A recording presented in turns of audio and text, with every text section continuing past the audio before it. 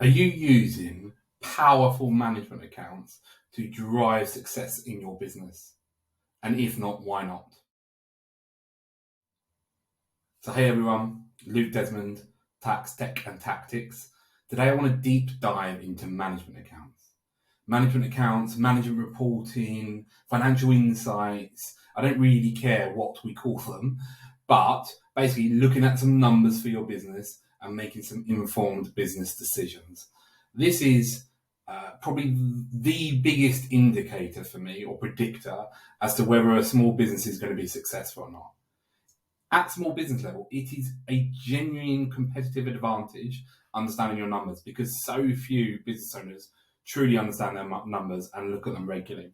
So this video this week was sparked by one of my favorite parts of my job role, and that is working with business owners who have never received management reporting or who have received crap management accounts, essentially. And the reason I love this is because you just see something change in their eyes, or if it's not face to face, in the feedback that they give us. I have literally had people say, life changing, fire in my belly, finally understand the numbers for the first time. Oh my God, why didn't I have this before? All of those are genuine pieces of feedback. And it's not about me and my ego here. It's because they just haven't had access to this information before. So let's start with, what are management accounts? Because I think one of the biggest obstacles to business owners understanding their numbers is the fact that they don't really truly understand what management accounts are. Business owners will typically correlate management accounts with the annual year-end statutory accounts that accountants prepare, and they are nothing like that at all. Those accounts are for the tax man. They are for HMRC. They are to help facilitate the paying and the calculation of tax. They are not there to help you make management decisions. So management accounts really are just a name given to any set of numbers and financial reports that are used for internal purposes only. So they're not used externally. They might be shared with investors or lenders or funders to the business, but essentially they are an internal tool to help you make better decisions. And as part of that, they can take any guise, really. They can and will look hugely different from business to business, but essentially you're talking about P&L, balance sheet, some graphs, some visuals, and some commentary. So they're the key sort of pieces of information that include in a set of management accounts. I think small business owners have been missing out on this for a few reasons. So they don't understand what management accounts are, firstly. But even if they do, there is another reason why, or another few set of reasons actually, as to why they have traditionally missed out on this information. I've talked previously and do talk regularly about business owners need to invest in their finance function. And there has been a serial underinvesting in the finance function of small business owners. It will vary hugely from business to business, but rough rule of thumb, somewhere between 2 and 4% of turnover should be spent on your finance function. If you're underinvesting in your finance function, then you are always going to prioritize compliance. So you're going to make sure the year-end accounts are done, the VAT returns done, your payroll's done, because they're the essentials that the business will stop functioning as soon as they aren't done. If you don't invest enough of your budget, then that's all you can afford to do. So the lack of investment in your finance function has been holding you back as a small business owner. But then there are two broader trends as well that have changed in the economy, and particularly in this sector, that have made a big difference here for small business owners, and that is the technology and the way the accounting industry works for small businesses. So traditionally, only large businesses would have full management accounts, and they'd have a whole massive finance team in-house, loads of different people doing loads of different roles. It'd be a huge job at the end of the month or quarter to close off that month and bring all the information together, and manual processing and spreadsheets. And at the end would come this management information. And small business owners could just never replicate that. They just don't have the resources. But times have changed. So technology has changed. Technology has meant that we can get quicker and more accurate access to this information and pull data from various different sources in the business quickly at month end. So technology has empowered small business owners to get access to this information. And the way that accountants have traditionally worked with small business owners, that meet you once a year and produce your annual accounts rubbish, that's changed massively now. So yes, that does still exist, but there are a lot more people out there like me who are offering virtual outsourced finance functions, and particularly as well the very more recent sort of trend of fractional work. So fractional CFO. So I work with clients on a fractional CFO basis, i.e. you could get 1 or 2 days a month of my time. Small businesses could just never afford to hire a CFO in-house full-time or even on a part-time basis, and it would be a pointless exercise for the smallest. So those two things combined have meant that small business owners now have access to this wealth of information that comes from management accounts. They just need to understand what they are, understand the value in it, and then commit to investing in it. Some of the alternatives that I see from small business owners over and over again as to why they don't need management accounts are just crazy. I don't blame the business owners. They don't know any better, but there are 3 sorts of areas, I suppose, that you could group these alternatives in. And I keep saying alternatives. They are not alternatives, right? Let's just be very, very clear. So some businesses will operate on a bank balance method or a cash accounting method. So what do I mean by that? I mean, they are literally looking at their bank account balance and going, yeah, I could afford to do that. Or, oof, cash is a bit tight, I better not. Now, cash is vital, but it does not equal profits. And managing your cash or cash accounting in that way is not accounting. There are times that cash accounting works, and that is if you have a very, very, very simple business model and you are very small, definitely way under 100k, then fine, do cash accounting. But for everyone else, cash accounting doesn't work. And particularly if you're an e-commerce business, doesn't matter what size you are, cash accounting does not work. The reason it doesn't work, for e-commerce business particularly, is the accounting of stock. But for everyone else, there's a whole host of different reasons that we'll cover later on. The second method I see people using are the year-end accounts, the statutory once-a-year job accounts. Like I covered earlier, they are just not for you. They are produced in a format with rules and accounting standards and policies that are agreed externally, predominantly to help HMRC collect tax. If you're looking at those and making decisions, then you might as well not bother, because some of that data in there will be as much as a year and 9 months old by the time that you look at it and the accounts are filed. So it's ancient, it's gone, it's not useful now to you. And even so, the format it's producing just doesn't give you any useful information. And then the third alternative, although this is probably the best one, is driven by the marketing from bookkeeping software. So what I mean by that is the likes of Xero. Now, I'm a big Xero fan, as well as Free Agent. They're my 2 faves.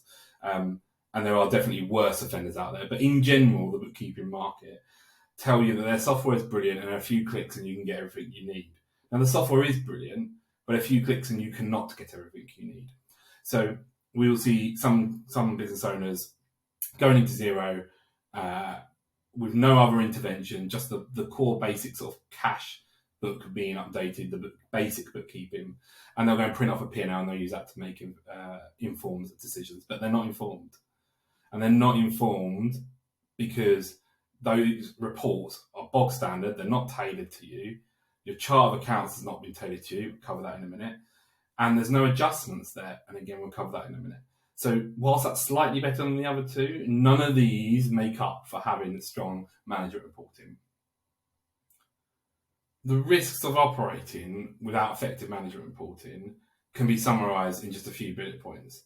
So they are poor decision making, cash flow challenges, missed growth opportunities, a lack of ability to adapt to the changing market and wider economy, and just frankly a complete loss of financial control.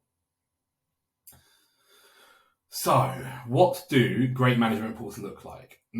First of all, there is no one size fits all. There's no right or wrong answer to this. But importantly here is to consider how people learn and how people take in information, i.e. everyone's different.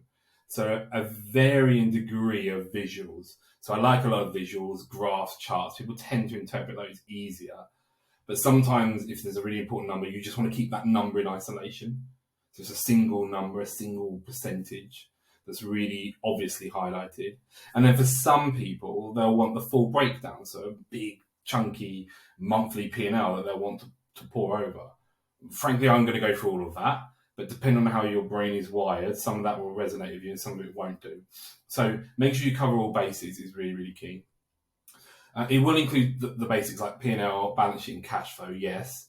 But then importantly, it's going to cover the financial KPIs. Now, the financial KPIs are what is relevant to you and your business.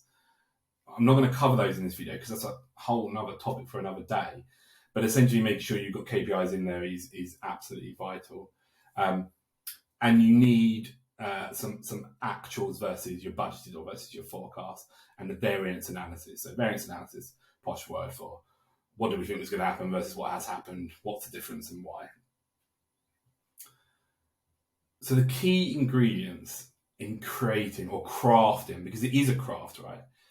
Crafting a great set of management reports. It's a little bit like baking a cake. You need to have all the right ingredients. So let's run through what those ingredients are.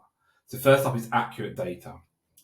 If your bookkeeping and financial records are crap, then you'll be making decisions based on wrong data.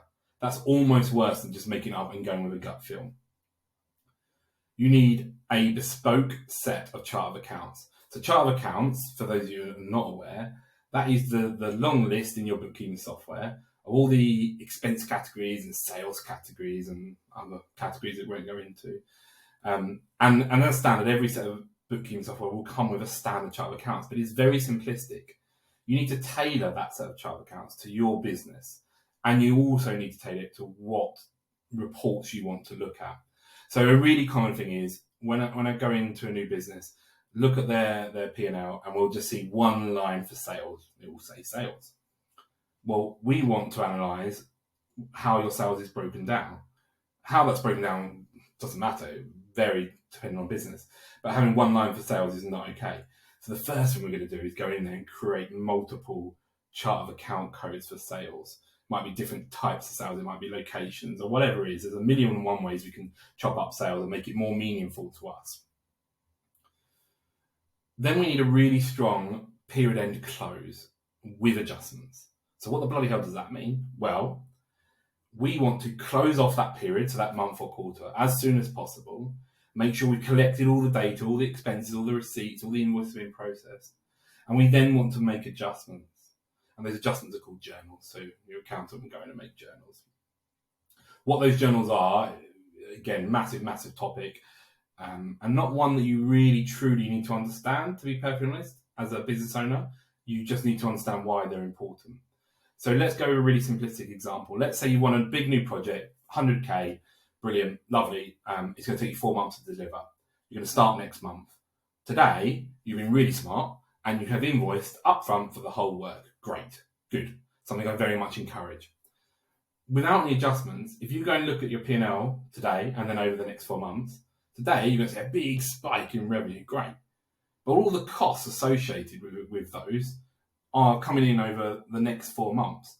So the next 4 months, you might be loss making for those months because you've got no income from that 100K project, but you've got all the costs.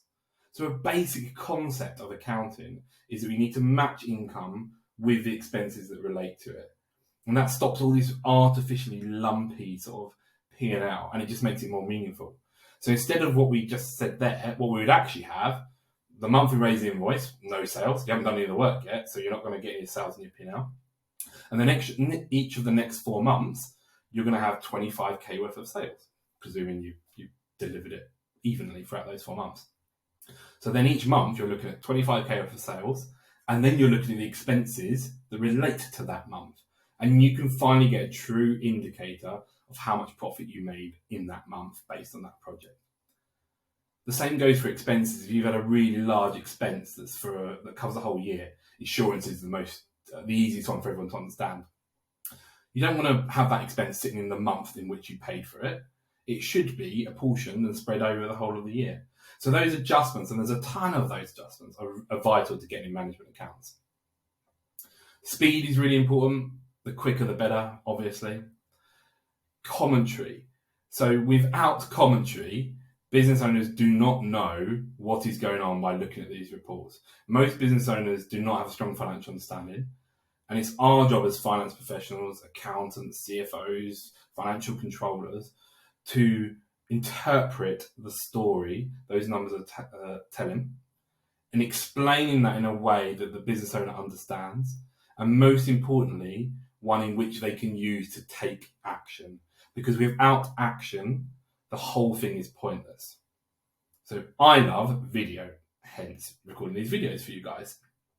So for me, recording video commentary, pointing to numbers on the screen and saying, this number is important, this is why it's important, this is what it means, and this is what you can do to improve that, is absolutely vital. And it provides a ton more value than a written paragraph that nobody ever bloody reads. The management account should be ever evolving. Business is ever evolving. It changes. So the structure of the management accounts needs to flex and not become stale. As the business evolves, the reporting should do as well. And then finally, there needs to be a process where the management reporting becomes a key part of the rhythm of your business. So what do I mean by that? Well, whether you're conscious of the fact or not, every business has a rhythm. You will have regular cycles of sales. You'll have a weekly sales meeting, a monthly team meeting. Once a week, you will pay suppliers. Once a month, you pay staff. That all starts to form part of the rhythm of your business. And your management reporting should be at the heart of that. You need to be doing it at the same time every month or every quarter. And you need to have actions that come out of it. And you need accountability on those actions. So if you're a slightly large business and you've got a few different founders or directors or even a team of investors, then you're probably having a board meeting, and this will form a key part of your board meeting. But if you're a smaller or a solo founder with no management infrastructure in place, it becomes much, much harder. And this is where you need an external accountability partner. So that can be your accountant, your business coach, your CFO if you're using a fractional one, or it could just be part of a buddy system. So partnering up with another business owner and having an accountability buddy. That works as well, but without that final step, it all becomes a little bit pointless. So to summarize, having effective management reporting is game changer for you as a small business. It is a genuine competitive advantage. It can seem daunting at first, but having this set up and around you will just empower you to make better business decisions and is the catalyst for true financial growth.